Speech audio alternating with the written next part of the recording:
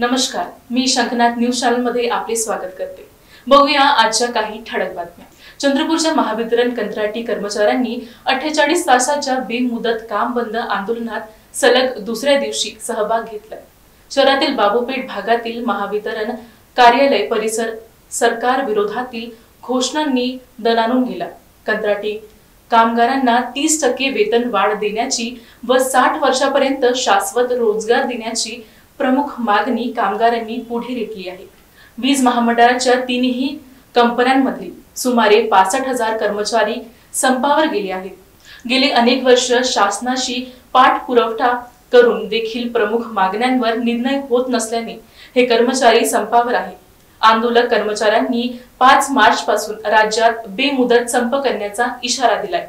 चंद्रपूर महाऔष्णिक वीज केंद्रातील 2000 वर कंत्राटी कर्मचाऱ्यांनी या आंदोलनात सहभाग घेतलाय। 15 ते 20 वर्षापासून प्रलंबित असणाऱ्या कंत्राटी कामगारांच्या मागणीची पूर्तता करण्यासाठी आम्ही एकूण 6 टप्प्यामध्ये आंदोलन चालू केलेले आहे। आता आंदोलनाचा 5वा टप्पा चालू आहे। 28 व 29 फेब्रुवारीला आम्ही 2 दिवसीय काम बंद आंदोलन चालू केलेले आहे। आमची एकच मागणी आहे की आमच्या परिवाराला जी आवश्यकता आहे त्या गरजा आमच्या या कंत्राटी कामगाराच्या पगारामध्ये भागत नाही, तरी सरकारने आम्हाला 30% पगार वाढ द्यावी व आम्हाला खरी म्हणजे NMR पद्धत लागू करावी व सरकारला एवढीच विनंती आहे की त्यांनी होणारे आमचे जे शोषण आहे, कंत्राटदाराकडून होणारे जे शोषण आहे ते बंद करावे व 60 वर्षापर्यंत शाश्वत रोजगार आम्हाला मिळवून द्यावा।